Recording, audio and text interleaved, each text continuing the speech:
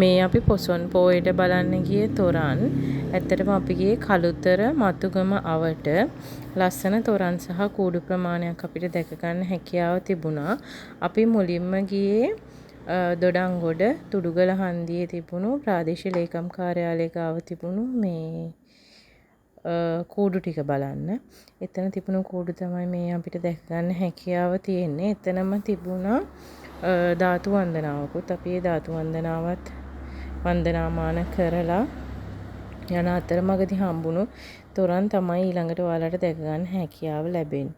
මේ තියෙන්නේ රාජෝවාද ජාතකයේ. මේ රාජෝවාද ජාතකයත් තුඩුගල හන්දියේමයි තිබුණේ.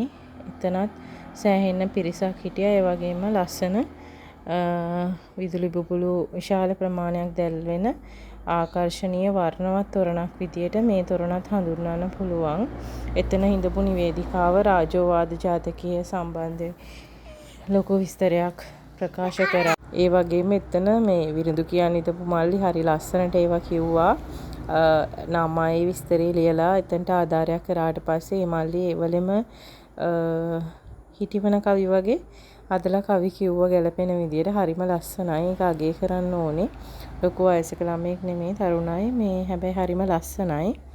ඔය විදියට තමයි අපිට තුඩුගල හන්දියේ කෝඩු සහ මේ ලස්සන තොරණ දකින්න හැකියාව ලැබුණේ. අපි ආපහු කළුතර පැත්ත ඇවිදලා එනකොට 1ට 2ට විතර ඇති. ඒ වෙනකොට නම් ලයිට් ඕෆ් කරලා තිබෙන්න එතන. මං හිතන්නේ 12න් පස්සේ මේකේ ලයිට් දාලා තියන්න නැතුව ඇති. 12න් පස්සේ සෙනගක් අඩුයිනේ. අනිත් එක මේ පොසොන් පෝය තිබුණේ සඳුදා දවසේ නිසා අඟහරුවාදා ගොඩක් අය වැඩට යන්න ඕනි නිසා මං හිතන්නේ රෑ වෙනකන් සෙනගින්න නැතුව ඇති.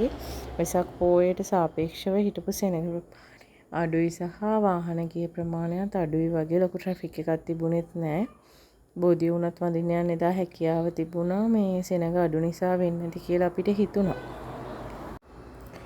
දොඩංගොඩ ඉඳන් ආයේ කළුතරට යනකම් අතරමඟ තිබුණු තොරන් ගැන කතා කරොත් අපිට දකින්න හැකියාව ලැබුණා නාගොඩ හොස්පිටල් එක හරිය තොරණක් තිබුණා. ඒක අපි ඒ වෙලාව බැලුවේ නෑ. එන ගමන් බලනවා කියලා හිතාගෙන ගියා. ඊට පස්සේ කළුතර ග්‍රවුන්ඩ් එකේ ස්ටේෂන් එක ළඟ තියෙන ග්‍රවුන්ඩ් එකේ තොරණක් තිබුණා.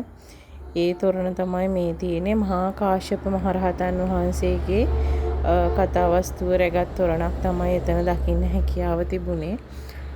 ඒ තොරණ ගාවට යද්දී අපි 12 පහු වෙලා හැබැයි ඒක ටික වෙලාවක් තිබිලා ඕෆ් කරා. ඊට පස්සේ මේ තියෙන්නේ සම්බුලා ජාතකයේ රැගත් තොරණ. මේ සම්බුලා ජාතකයේ රැගත් තොරණ තිබුණේ නාගොඩ හන්දියේ. මෙතනත් අපි යනකොට කවුරුවත් හිටියේ නැහැ. මෙතනට එනකොට අපි දෙකට ළඟයි.